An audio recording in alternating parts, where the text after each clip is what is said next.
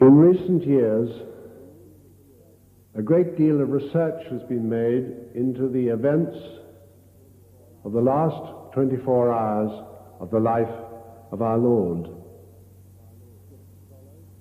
Scripture scholars, historians, archaeologists, and doctors have all combined to give us a picture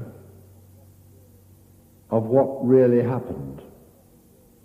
And the account that follows is drawn from each of those sources. And I hope that you will find it helpful to you in your meditations on the Passion or making the Stations of the Cross or anything of that nature. And so I want you to try and come with me in your imagination now to the city of Jerusalem. The year is AD 30, the time, by our reckoning, Thursday the 6th of April at about 9 p.m. We know from the almanac that there was a moon that night. 12 men come out of an upper room and walk down the outside staircase into the narrow street below. The 13th, Judas, had left the meal early to make preparations for the betrayal.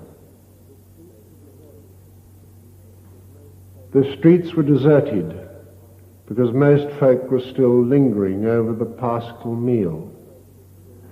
So they made their way without difficulty through the narrow streets in an easterly direction from the southwest corner of the city where they'd eaten the meal to the southeast corner of the city, the fountain gate, out of which they went. Here the path turns steeply downhill to the left, under the shadow of the city wall. At the bottom of the valley there's a little brook called Kidron. And then the hill climbs steeply the other side. Their destination was an olive grove called Gethsemane, which we believe was owned by St. Mark's father. Their pace was slow, because it had been a long day, especially for Peter and John, who had been up before dawn and come in from Bethany, where they'd spent the night, to make the preparations for the meal. They'd been with Jesus now for the inside of 3 years. They'd seen him in every sort and kind of situation, in every kind of mood. Laughing, oh how often he must have laughed. Sad, angry, tired, hungry.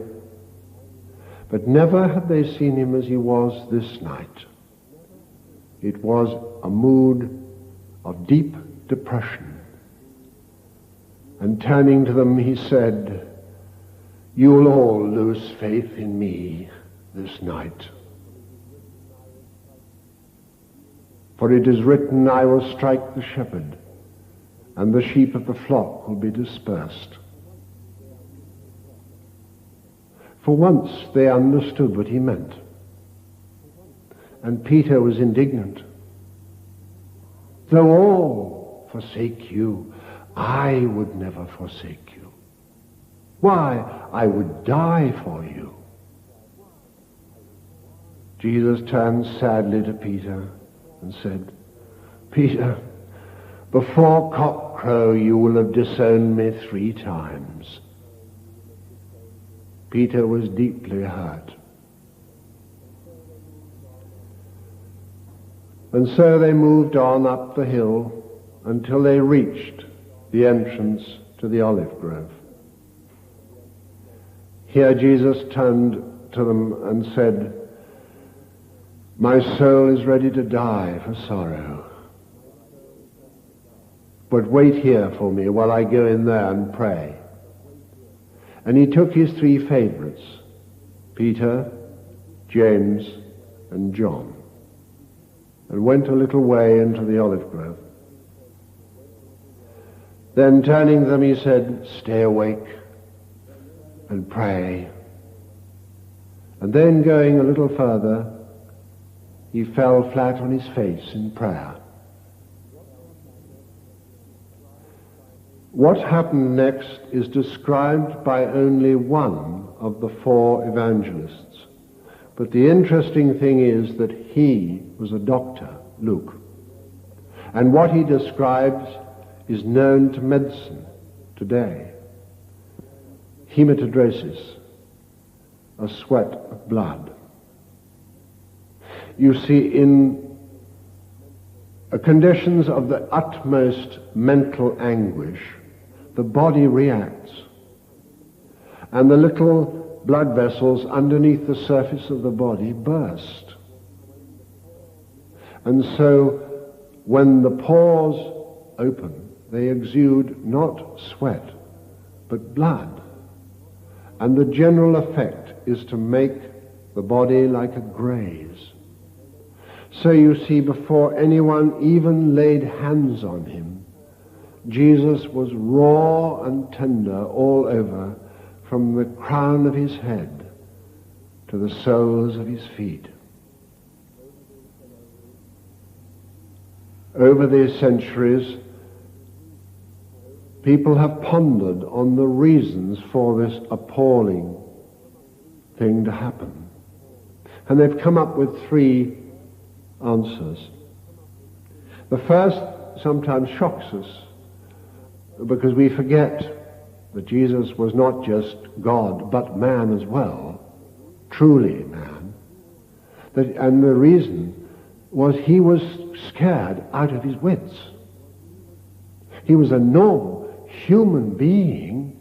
He never left off being human. And his whole human nature recoiled at the prospect of the disgusting and agonizing things that were going to happen to him, which he knew only too well. And so he was afraid. The second cause of the sweat of blood, we think, was suggested by a remark of St. Paul's.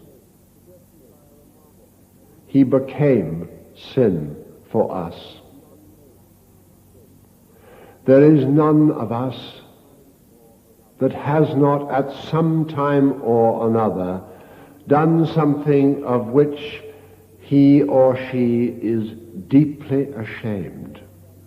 And if we think back, we can remember that awful feeling that we had of wishing to get away from ourselves, of being repelled by ourselves, disgusted with ourselves. Well, when we say that Jesus took upon himself the sins of the world, we mean he allowed himself to feel personally responsible for all the sins that had ever been or ever would be committed throughout the whole course of human history. If you can imagine allowing himself to feel the guilt of every shabby, beastly, violent thing that has ever been, and it crushed him. And the third cause, we believe, was the fact that he could see into the future, see the millions of persons like you and me who knew quite well what he had done for them and couldn't care less. And that is what finally broke his heart. And so this hideous hematidrosis took place. 3 times during it he sought relief by going to the 3 whom he brought into the grove with him and they were asleep. He woke them up twice. What, couldn't you watch even 1 hour with me? Then he went back again, prayed again. Father, if it be possible, remove this cup from me. Nevertheless, not my will, but yours be done. And the third time he went back, he said, you'll have to find your sleep later. For the one who is to betray me is close at hand. And even as he spoke, they could see the flickering light from resin torches of a huge crowd approaching from the city. Hastily running down through the olive grove to the gate, they started to wake up the other 8. And they were still rubbing the sleep from their eyes when the crowd was on them. A mob made up of soldiers, Roman soldiers, Jewish temple guard, and just mob. In the flickering light of the torches, it would have been very easy for Jesus to have been overlooked, not recognized, or even to have run away. And that was why his former friend chose that abysmal way of pointing him out, going up, throwing his arms round him, kissing him. Hail, Master. Judas, would you betray the Son of Man with a kiss? Who are you looking for? Jesus of Nazareth, they said. I am he. And they were bowled over.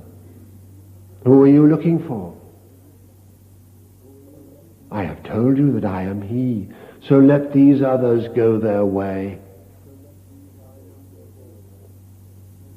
Simon, as always, impulsive, drew a short sword from under his cloak and lashed out wildly at the nearest man to him, Malchus, the high priest's son.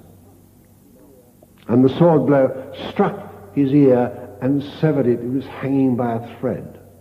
And the man screamed with pain, and the blood poured onto his shoulder. And the whole focus of the crowd's attention was on Peter. In one moment more, he would have been lynched. And in that moment, Jesus holds the hand out to the ear. The screaming stops suddenly. The man looks puzzled, puts his hand up and feels his ear sound, has no pain, looks in astonishment at his shoulder, but there the blood is still, to show that it wasn't his imagination. And the whole focus of the crowd's attention is turned in that instant from Peter to Jesus and Malchus. And in that instant, Peter takes his opportunity and takes to his heels and runs. The disciplined Roman soldiers pinion Jesus, and he is now led back into the city, this time by a shorter route into the northeast gate, the sheep gate of the city. Just inside the gate on the right there is a huge fortress called the Antonia Fortress. And it served both as a barracks for the Roman garrison and residence for the Roman governor, Pontius Pilate. Here, the Roman platoon had finished the work it had been given to do, arresting Jesus, and it dismissed and went back to barracks. And the Jewish temple guard took custody of Jesus and led him right down through the city again to the southwest corner, very near to where the Last Supper had been eaten. And then they enter the high priest's house. I want you to imagine, if you can, a compound made up of two large houses with a small courtyard separating them. and the whole surrounded by a high wall with a gate leading out into the street.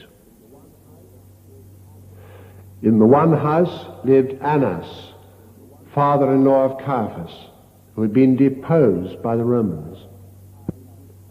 And in the other house, Caiaphas, the reigning high priest. Jesus is led through the courtyard first into Annas' house as an act of courtesy to the old man, who the Jews still recognized as high priest. And then he was taken across and up into the council chamber in Caiaphas' house.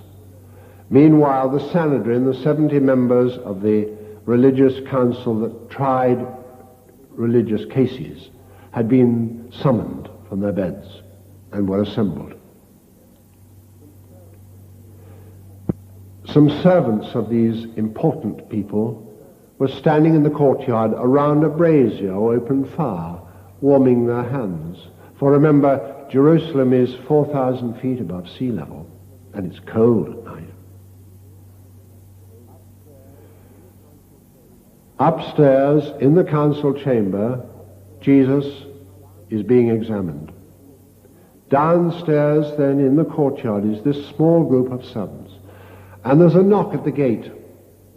And one of the servants, a girl, goes to it and opens it. And there she sees two figures. One with the moon shining on his face she recognizes. He's a friend of hers. "Oh, John, come in." The other figure standing in the shadows, an older man. John says, "May I bring my friend?" She says, "Of course." So he steps out of the shadows into the moonlight, and the woman recognizes Peter, for it is he. "Haven't I seen you somewhere before? Did I not see you in the garden?" "Oh, no, not I." "I don't know who you're talking about," said Peter.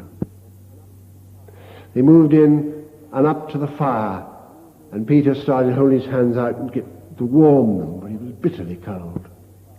And one of those crouching by the fire, who was a kinsman of Malchus, said, "Didn't I see you in the garden with him?" "No, not I," said Peter, denying our Lord for the second time and stepping hastily back into the shadows so attention wouldn't be drawn to him. Meanwhile, upstairs in the council chamber, Jesus was being tried. Witness after witness came forward, but their evidence was rigged.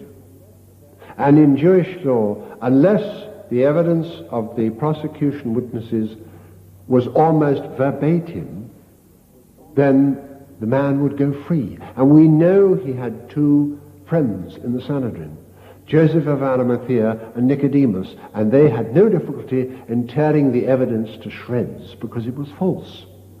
The whole point is, Jesus would have got off were it not for the high priest, who, without realizing it, was fulfilling the will of God when he got up and said, "I command you in the name of God to tell us if you are the Christ, the Son of God."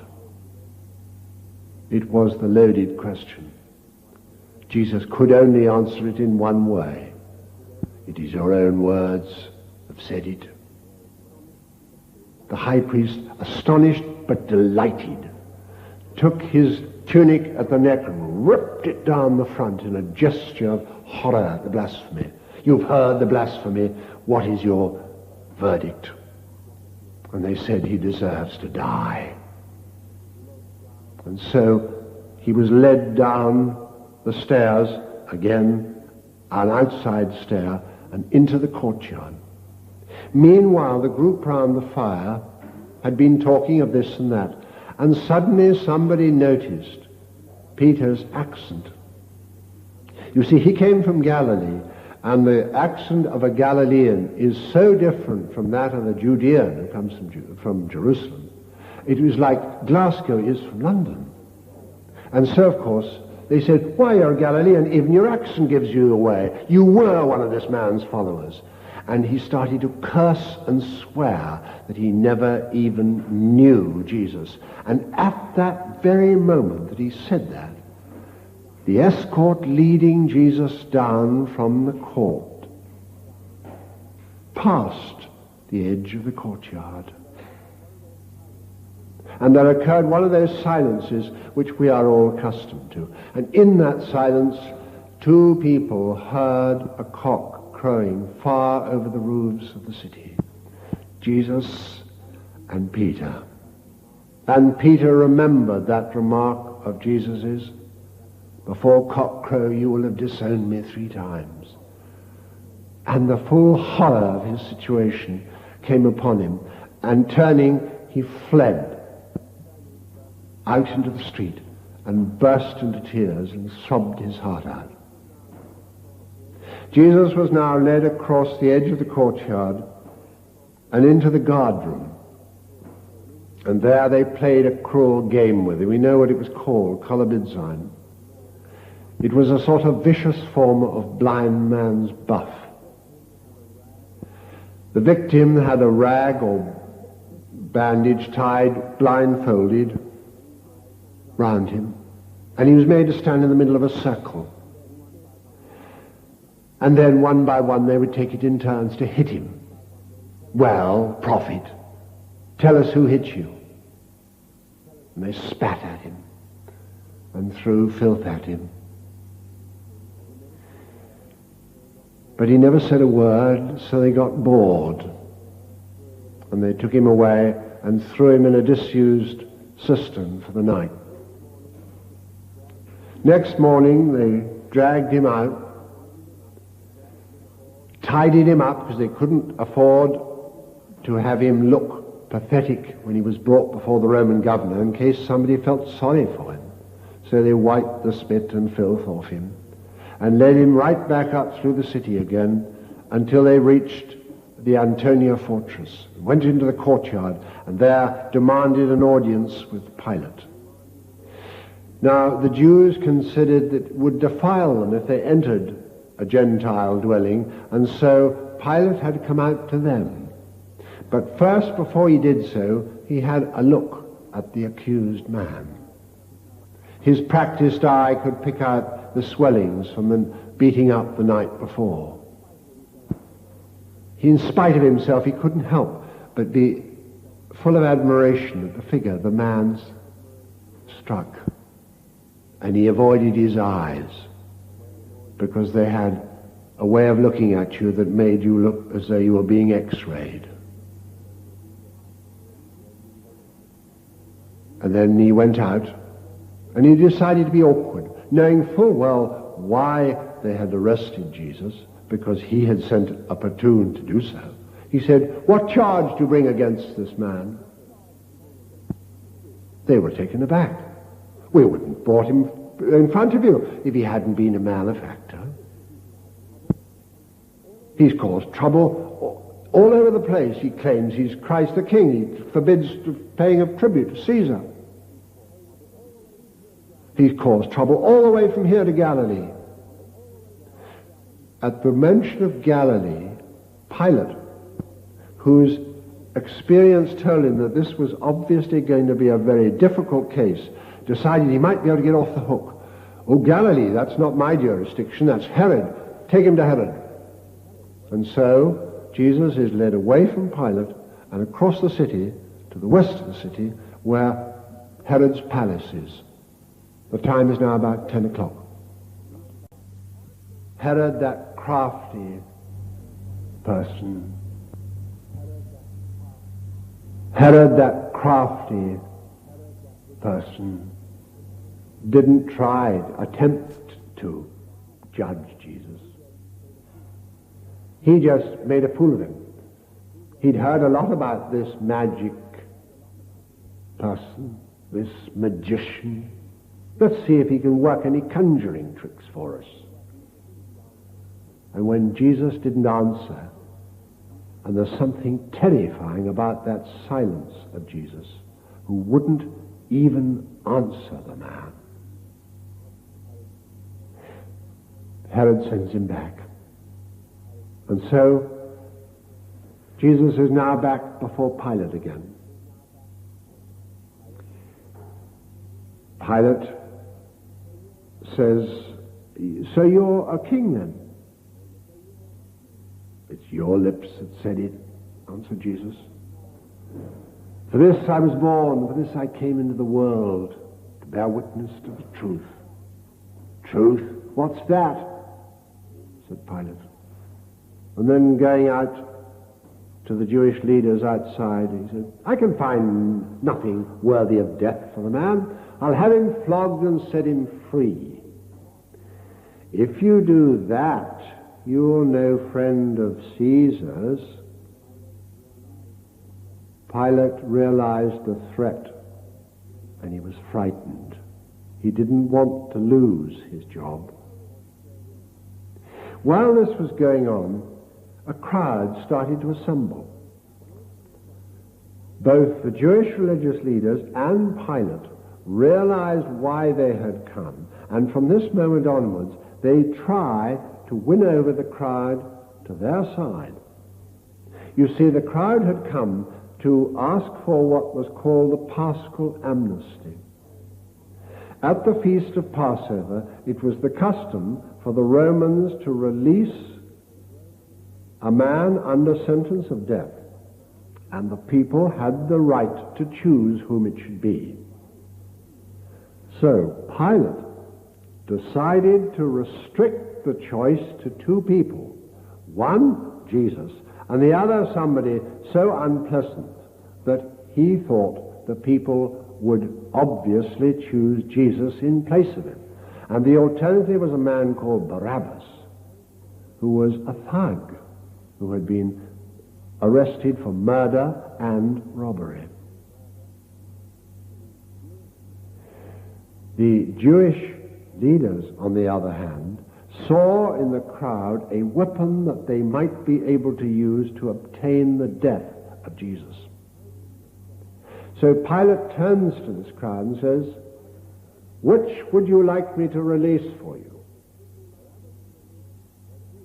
Barabbas or Jesus, who is called the Christ?" And at that moment, there was an interruption. A messenger arrived from his wife, Claudia Procula. He turned back away from the crowd to listen to the messenger. And the message was this: "Have nothing to do with that just man, for I dreamt this night that I suffered much on his account."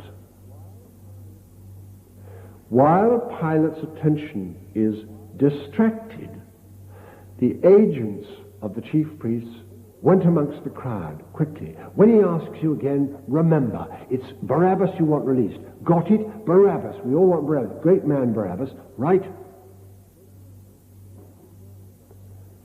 When the messenger has gone, Pilate turns back to the crowd again. "Well, which of the two will you have me release for you? Jesus or Barabbas?"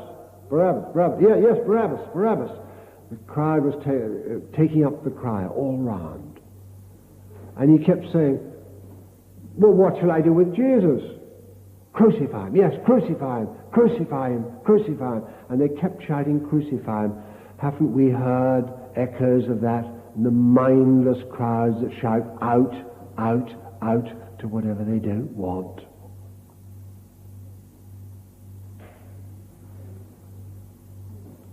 But Pilate is convinced that Jesus is innocent.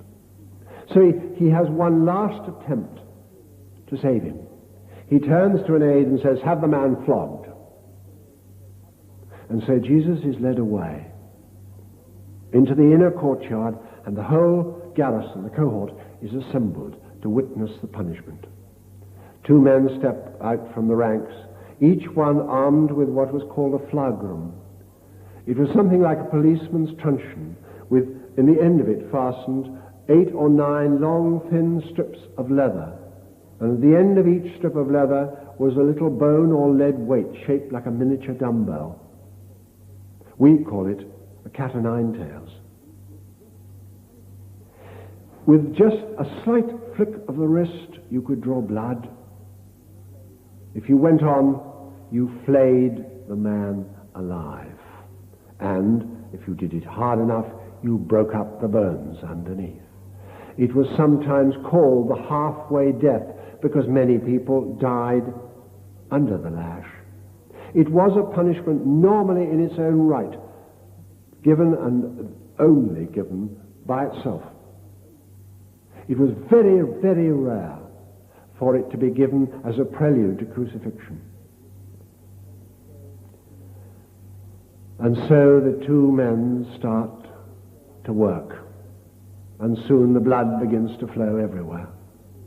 The third man in charge of the execution is watching the rib cage, and when he sees that the breathing is becoming light and uneven, he says, "Cut him down or he'll die."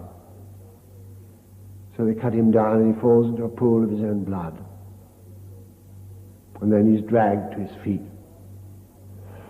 Still no word from Pilate yet, so they decide they'll play a game. Let's play the king's game. We know quite a lot about that game. The rules of the game are unimportant. But there was a forfeit which the loser paid. And so vicious was that forfeit that if soldiers played this game, they weren't allowed to pay the forfeit because they would have been off parade for 3 days, sick. So they were allowed to play the game provided that there was someone who could substitute for them as the unfortunate victim. And they always used a man from the cells. Well, here was a prisoner. And in any case, how very suitable. This man called himself a king. Let's play the king's game with him. So an old legionnaires' cloak is got hold of and thrown round his shoulders. That's His Majesty's coronation robe. An old piece of firewood shoved into his hand. That's his scepter. But for a crown, a man with gauntlets on, plats together, a shapeless mass of thorn bushes. It wasn't a neat little crown like we see on so many crucifixes. That's the whole point. It was a shapeless dunce's cap. If anybody has seen those wood cuttings of Dürer, they will know exactly what it was like. And to keep it in place, there were reeds tied under the chin. He looked an idiot, and that is exactly what he was meant to look like.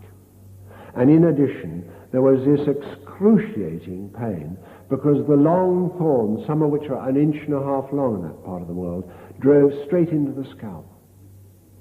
Now the scalp bleeds profusely, so the blood poured down his face, into his eyes and ears.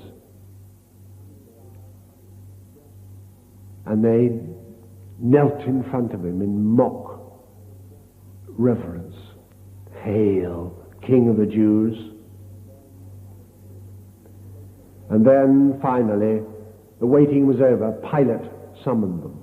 And so Jesus is led out, shuffling out. He couldn't walk properly. Out onto this balcony where this huge crowd was assembled.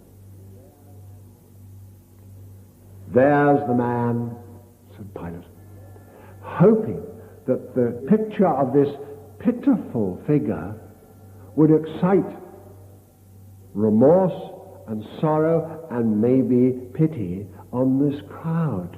And it did the exact opposite. It roused a bloodlust. Away with him, crucify him. Why, what harm has he done? But they kept up the cry, crucify him, crucify him.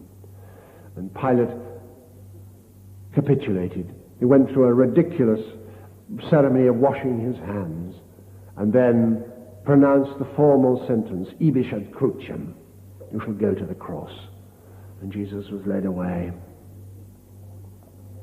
down into the courtyard, and there 2 other men had been taken out of the condemned cells and were waiting. Each then was given his cross to carry. Now the cross was not the full cross, but the cross beam, the short part. And it was laid behind the neck, along the shoulders, with the wrists strapped to it. If anybody has seen the film Jesus of Nazareth, that is the first time I've ever seen it correctly depicted. It was a heavy enough weight, 100 pounds, for a healthy man to carry. Far too heavy for a man who was half dead from the scourging. And so, of course, Jesus fell straight, flat on his face. He got up again, they fell down again. They got him up a third time, and down he went again. This man will never make it. After he'd gone just a few paces, and the man in charge of the execution sees a tall stranger standing in the crowd. Here, you, come here. You carry it. The man was too frightened to refuse. We know his name, Simon of Cyrene. And so Simon carries the burden, and the prisoner shuffles on. The distance only 650 yards. For us, a few moments' walk. For him, heaven only knows, 20 minutes, half an hour maybe. Eventually they reach the execution point, which is just outside the gate of the city, on the road leading to Joppa. A 15-foot limestone rock, known as the Skull, Golgotha. Here, the Roman soldiers form a cordon round the base of the hill, and into that cordon are allowed only the condemned men, the executioners, and any family or friends of the condemned men. There was amongst the crowd a group of women. They were noble women who had formed a charitable society. They would attend executions, for many of the unfortunate condemned men had no friends or relatives in the world, and they would go with them to give them some sort of moral support, and at the last moment were allowed to give them a drink of drugged wine, a rough and ready anesthetic, at least to deaden the pain. These women were allowed in, offered the drink to both the men who were condemned with Jesus, who drank it greedily, and also they offered it to Jesus, but he wouldn't drink. He just sipped it so as not to hurt their feelings. They were then driven out, and all that was left within that circle of soldiers was just the faithful little band of women and one young man, John. And then the butchery begins. They tear his clothes off first. If any of you has ever had a bandage taken off an open cut, you can remember how painful it is. And his whole body was an open cut, so when they took his clothes off, they ripped open all the wounds again. Then they lay him on what is left of his back on the gravel. And then they put the beam that had been carried for him under his head, laid his arms along it, and then two men took a nail about 5 inches long and a hammer and drove it straight through the wrist of each arm. It was not the palm, because the weight of the body hanging by a nail in the palm of the hand would have torn straight through the hand, of course. It was the wrist, where there's a bone to hold it in place. It was also the median nerve, which is a nerve center, and it meant it was agonizingly painful. Having fastened the two wrists securely together, they then have Jesus sitting up with his hands fastened to it. Then they get him to his feet, and finally 4 men, 2 at either end, lift the beam with him hanging by his wrists unsupported, and fasten the crossbeam in the upright beam which is already in the ground. A third nail is driven through the insteps of both his feet, and that is the crucifixion completed. That was the diabolical thing about it. Men for thousands of years have been thinking up the most excruciating way in which they could kill their fellow man. And most of the really painful methods ended in a sudden death. This one didn't. Men had been known to live as long as 3 days on the cross. We know a lot about crucifixion from Japanese and Nazi atrocities. You see, if you hang a man unsupported by his wrists with his feet off the ground. He can breathe in, but he can't breathe out. And so his lungs fill and fill and fill, and in very, very short space of time, he chokes to death. But if you put a support under his feet, then, of course, by pressing down on the support, he releases the pressure on his chest and he can breathe. But if the support for his feet is a nail driven through both feet, how long do you think anybody can bear the pain of pressing down on that nail? And so you see somebody who was crucified was crawling up and down the cross, at one moment trying to ease the excruciating pain in the legs, and at the next trying to be able to breathe. And this went on, and could go on, for 3 days. We know mercifully it went on only 3 hours.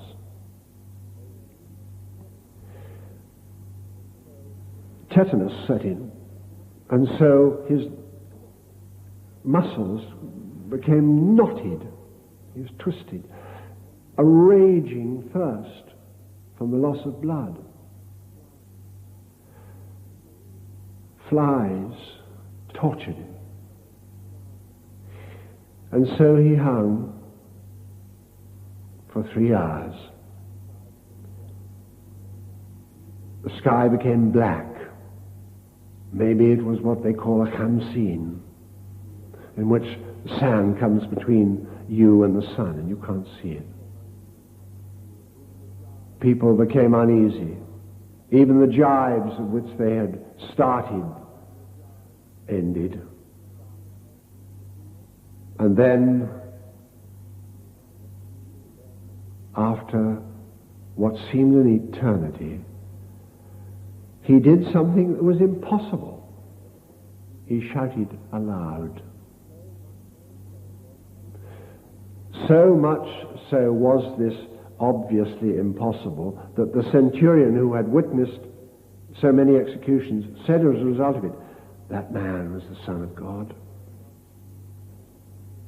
And the cry was, it is achieved. And then his head fell forward on his chest, and he was gone.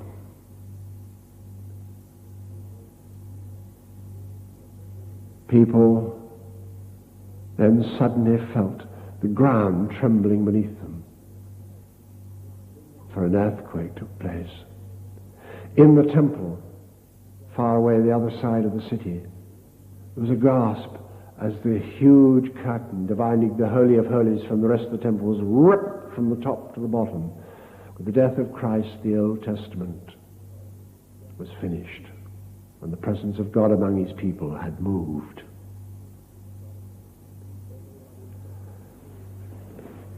Everybody started hurrying away from the hill.